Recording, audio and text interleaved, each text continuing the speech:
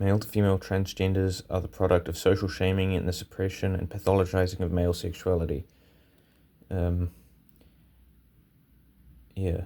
I was told that In school, I was told that I have an inherent inclination towards rape and that I would be unable to feel empathy until 25. That was the justification that was used for that statement, was people saying, your frontal lobe doesn't develop, I suppose, but I don't really see how you could say that means like someone isn't fully human or isn't capable of feeling empathy. I certainly don't feel as if I've gotten a whole lot more intelligent as my brain has developed. It seems to have mostly stayed the same. Consent and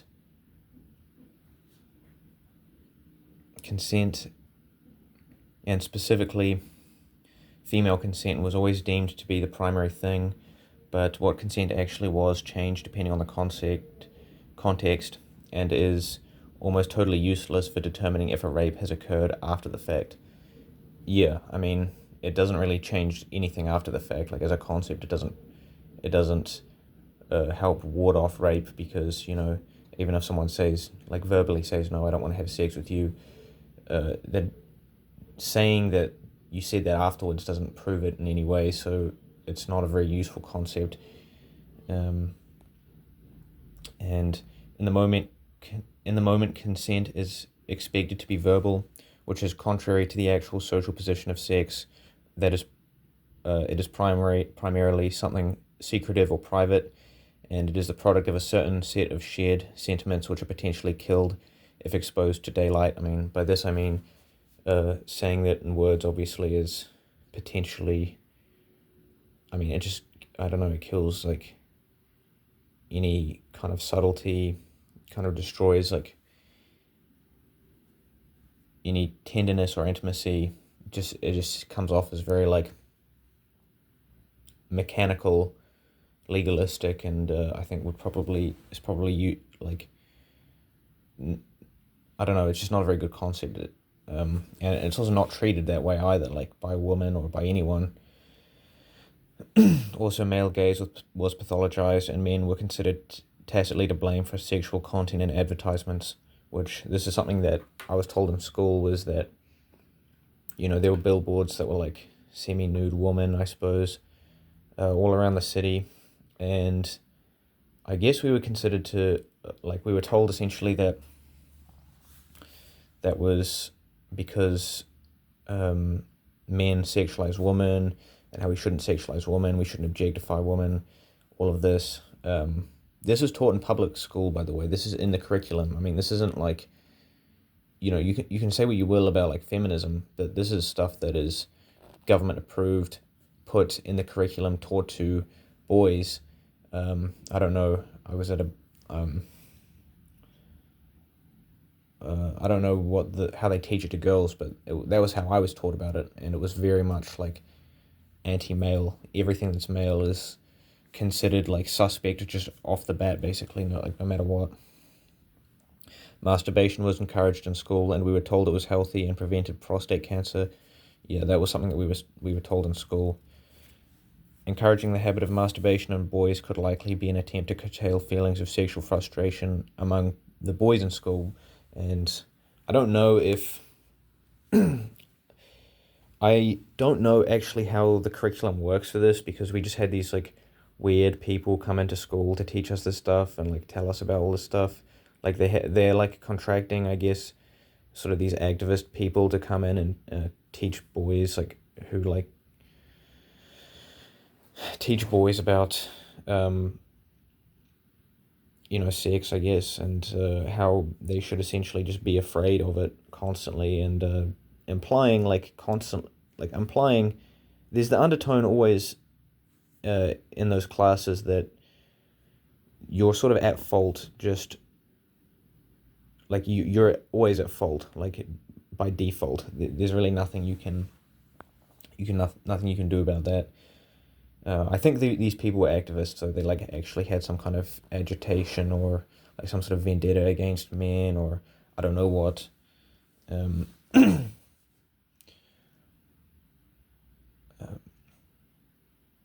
Yeah, and then so the thing about masturbation as well is that it's the problem with it. I mean, I don't have any issue with masturbation. I just think that it's being used essentially to try to like suppress feelings of sexual frustration in co-ed schools. I mean, uh, these places are like so dysfunctional, and it's very easy to see how like you can just see sexual frustration manifest over and over again in these places, like people masturbating in the toilets, people like autistic kids like groping girls, or um, just like these weird like sexual humiliation things that girls do where they're like I don't need to get into it. You went to high school, you know what I'm talking about. Um, Boys in school become insolent in groups, and especially the stupid ones. Intelligent, socially isolated boys are likely the only ones who are actually receptive to this sexual programming because of this. So you understand, like if you're part of a group of people, you tend to like have more of a disdain for authority, and if you're stupid as well, or like a minority or something. I mean, I guess I'm repeating myself, but if you're like part of some sort of group in this way, combined with like a lower IQ, what ends up happening is you just start to take authority as a joke, and you become very insouciant, like just do what you want essentially, and this programming stuff just washes right over you. You don't really inherit any of it. You inherit a different sort of programming, which is that you need to pursue sex, and that you need to like essentially socially dominate, and you need to do all of this stuff, which is just as bad. Contributes, I think, just as much to like the social isolation of intelligent people, or people who are like whatever, like they have some sort of aversion to just pointless violence and like gross displays of sexuality, which is extremely common in high school. Um, so yeah, like I guess there's a combination of things there, but intelligent, isolated boys are also more likely to see themselves as indifferent or separate from their peers. So yeah, that's kind of the point. Is if you're intelligent and you're socially isolated because of that, then you end up sort of hating your peers, hating men. But then also on top of that, you're inheriting the sexual programming from school, potentially. I mean, maybe you're smart enough to see through it, but I don't think like you can say that. I don't think it's fair to say that uh, every intelligent person does necessarily. I think a lot of them maybe they kind of go in feeling that way already because they see the way other boys act, and then they're like more receptive to the sexual programming because of that. And so it's not as cut and dry as saying, oh, you should have just been smarter and seen through it when you're in school. Like, no, I think that just the whole curriculum and the whole way the school system operates is basically totally corrupt all the way through. It's just completely fucked up. Um, there's no justifying it or redeeming it. It's just in a bad state altogether. Let's see here. Co-ed schools end up extremely stratified, and the bulk of males end up with little to no female interaction. These boys end up with an extremely naive view of girls because of this, and therefore are more likely to hold on to romantic notions about girls, even into adulthood. So, if you don't interact with girls apart from like seeing them or hearing them talk or whatever, then and you're sexually attracted to them, obviously you're going to have a positive view of them. I mean, it seems sort of intuitive to me that you would, if you have never experienced anything bad that these people like girls have done, you don't see like the flaws that they have, whatever faults they have as a group. You're just going to like see the positives about them, and you're going to sort of you're going to be like you're going to just view them positively, and you're going to see boys negatively if you have experience with them and experience with how crass they can be, or how vulgar, how callous, whatever. And so you end up associating yourself more with girls because of that, right? Male sexuality is often portrayed as being savage, stupid, and potentially dangerous in media. And this is true. I mean, it's a stereotype that, like, as a 14-year-old boy, you're just, like, you masturbate all the time. You're, like, well, yeah, all the stereotypes about men are basically just that men are stupid, or they are extremely, like, they're just so sexually desperate that they'll do anything, essentially, or they are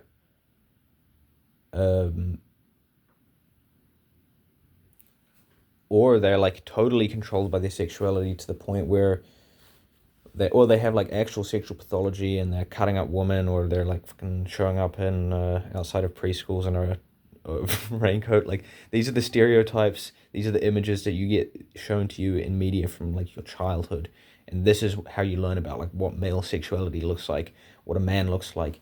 It's also not exactly wrong. I mean, the rapist thing is wrong, but it's very true that like most men are pretty vulgar and crass and kind of stupid, but I don't think that you can really say women are better, and in a lot of ways they're worse. So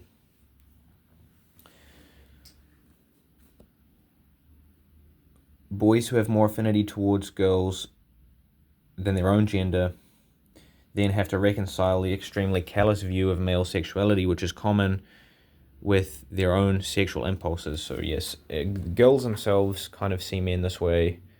Girls see men as essentially just, well, I don't know, like for the most part, the way they actually talk about them is they seem to fucking hate them. Like, to put it bluntly, they seem to just really hate men. All of them. I mean, I maybe not all of them, but the majority of the ones I've met, they will not say anything positive about men as a gender.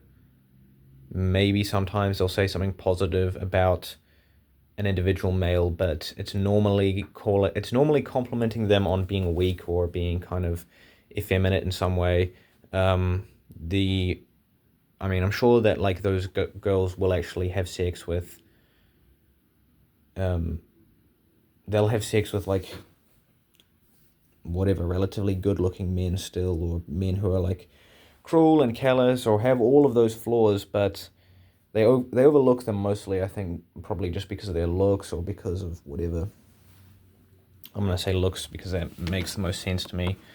I don't think that money really justifies it, because if you look at it, right, if a person comes in acting like an asshole and then like says, oh, well, I have money, like, there's no girl that's going to be like, oh, you have money, I'm so sorry for calling you out on acting like an asshole, right? Like, that doesn't exist. What exists is some guy who's like very good looking and potentially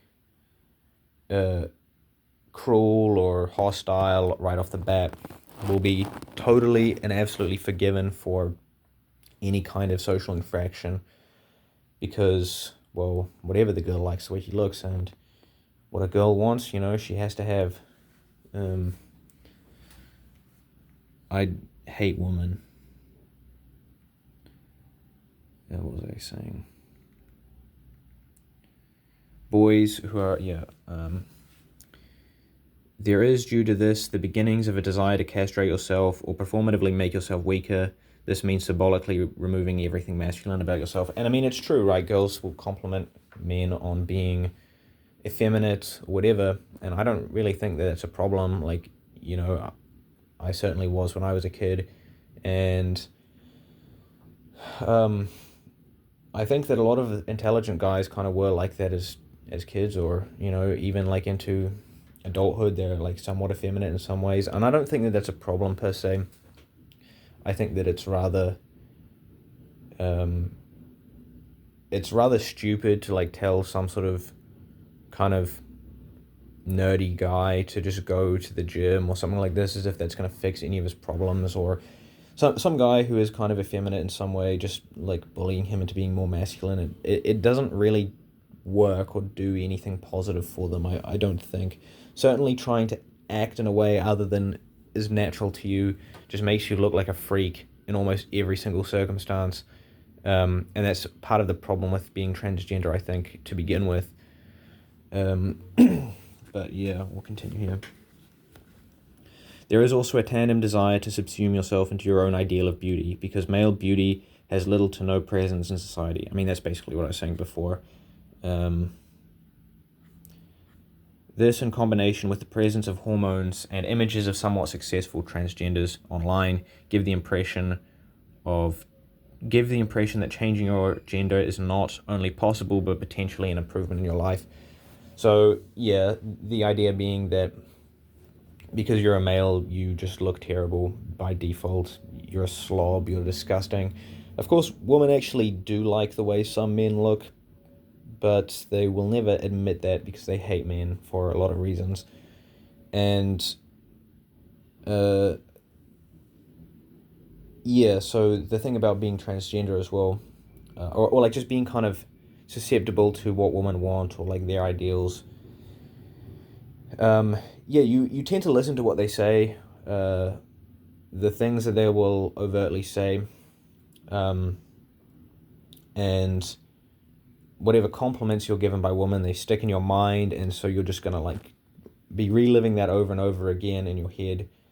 And I think that this sort of thing, like women will never compliment like a traditionally just like a good looking man in general or anything like that. They won't even compliment other women on who are actually good looking. They'll only compliment ugly girls. I mean, whatever. It doesn't matter. But yeah. So essentially, like being male is just anathema. It's just bad. Just understand that it's just bad. And as a transgender, like a whatever, a proto transgender, you view it this way partly because of what women say, partly because of your own experiences. And I mean, it is true, like men are actually kind of bad, but, um, but not, I don't think they're worse than women. I'll say that.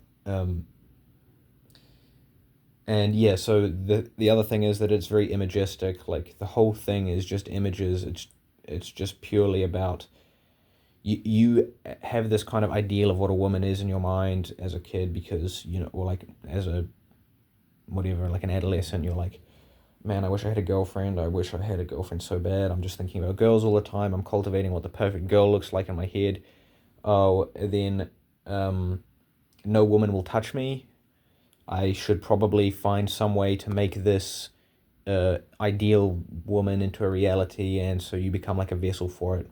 And so like that's why the image is so important, because it's images in your mind.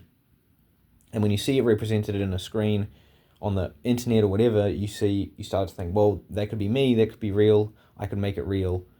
And then as a trend, right, like you have like hormones and all of this stuff. Now there's like a clear path towards this thing that you can achieve, and it's no wonder that this feels clarifying to people. I mean, I don't think that it makes people look better on the whole. I think it makes them look worse, quite a lot worse. And I think that this whole thing could just be avoided by essentially not pathologizing boys all the time and not just shitting on them for being born, for doing like fucking nothing. Oh, fuck. Oh. I hated school so much. I hated like all of my female teachers. I hated them all. I wish that I had like I did like anything else, to be honest. I wish I did anything else. I would have rather have been like a fucking prostitute, than go to school. It was just a waste of my time, and I was humiliated and I was abused by people. It was akin to being raped, is what I would say. It felt like being raped. And the fact that we can't think of like any better thing to do with children than just to sit them in a room and then like just lambast them for stuff that's not in their control at all. Tell them that they are just evil by the nature of their birth. I mean, like, I I don't understand. Like, of course people are going to start acting weird. Like, of course they are. Why do we have to pathologize these people all the time? I mean, can't you have like even a little bit of empathy or understanding? I'm not like, I don't like I don't like transgenderism by any means. I think it's like pretty fucking insidious. It really is.